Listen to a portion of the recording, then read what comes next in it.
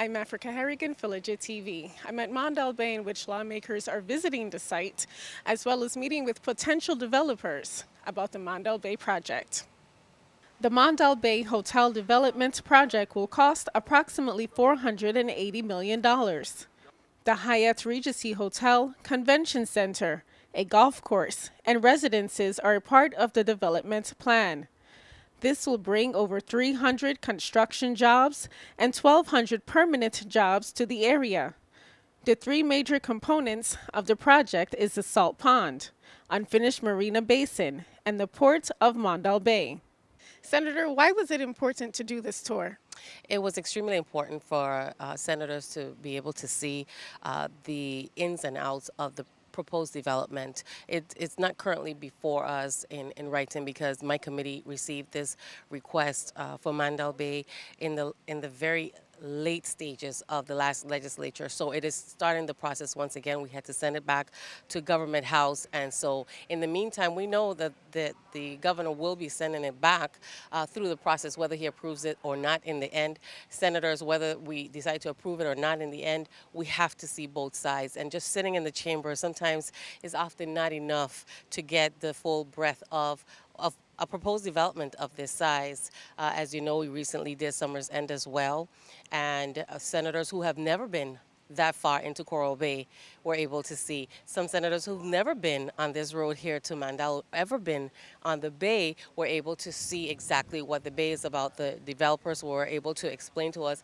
beyond the renderings where everything will be. And so I just cannot underscore the importance of being able to see for yourself. We've heard that somehow the development is going to destroy the ecology of this area.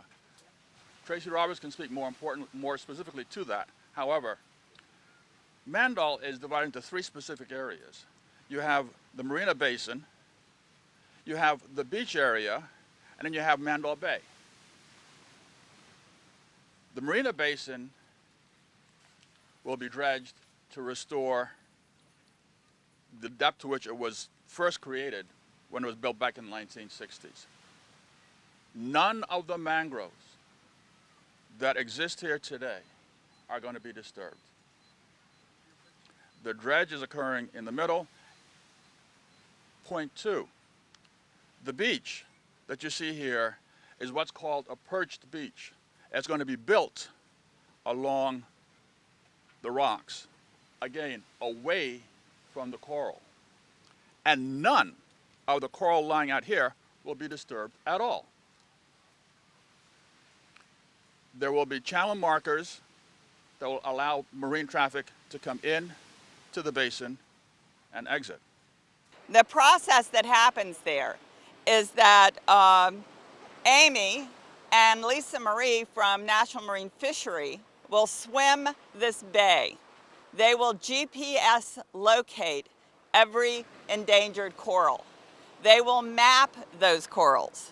And then they will go through what's called Section 7 consultation. This is the toughest and most rigorous consultation that comes out of the Army Corps process. And if all of their, if everything is satisfied, then they will issue the permit for this. Now, there's always mitigation and monitoring plans that come with all of this. They will impose a monitoring plan that will require that these corals be checked, and I don't know how often because that's something that will be worked out in the process, but they will be reported on an ongoing basis to say whether or not they're being damaged. And this is something that would go on for a minimum of 5-10 years, maybe forever. I don't know. It depends on the deal that they work out. So that's what happens there. That doesn't mean it cannot be developed. It means you have to pay particular attention to the environmental issues when you develop it. All right? And so we are, in fact, going to be doing that. That's going to be a part of the design development process. So, and as you've already heard, the original marina approved back in 1965 provided for more than 100 slips. The marina currently conceived is going to have approximately 50 or 55. Paul Walding, resident of Mandahl Bay, opposes the changes. Okay? Build on your property. Leave the governments alone. You were concerned about the residents who opposed the Mandahl Bay project. Can you explain why? Well, yes. First of all, not so much so concern, but certainly one of admiration. I am glad to see that they are standing up for what they believe. I think the purpose of the trip was very good. It's a fact-finding mission that we were on, and I think that a lot of good information was shared. You know, again, I look forward though today it was the presentation for the developers.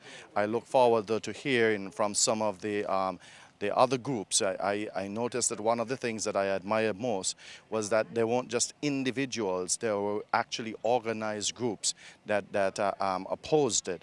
And I took some names, took some numbers, and asked them to share their information and their concerns with us. Again, we're going to get both sides of the coin before we make any final decision. But I think this is a worthwhile effort today. Can you share your thoughts with us about the Mandahl Bay project? I'm happy for the opportunity to tour the area, and you know, I think it's going to require a lot of due diligence on the part of the Senate.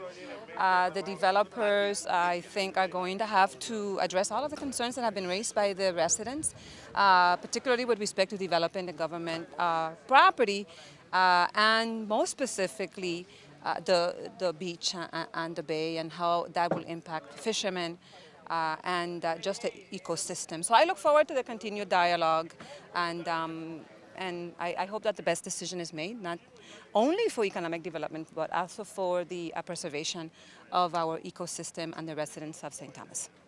Senator, you were concerned about the dredging. Can you tell us why? Well, I looked at the document the lady distributed. It came a part of the packet, and it indicated that these were environmental issues.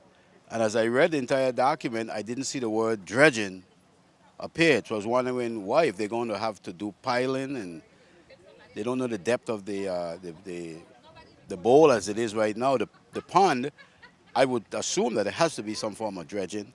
Obviously, once you've dredged, you had all this spoil from the dredging as to where that's going to be placed. That's always an issue. And was wondering if there was something hidden there why they didn't use the word dredging, because that is a buzzword. Many people get upset when they hear the word dredging. So I thought it was a little strange to me that the entire document, that word didn't appear. I want the entire public to be aware that the Senate will be conducting full hearings. We will be giving opponents and other proponents the opportunity to speak before us, and all they have to do is call our office, get them on list, and we will be conducting a full vetting of these major proposed developments.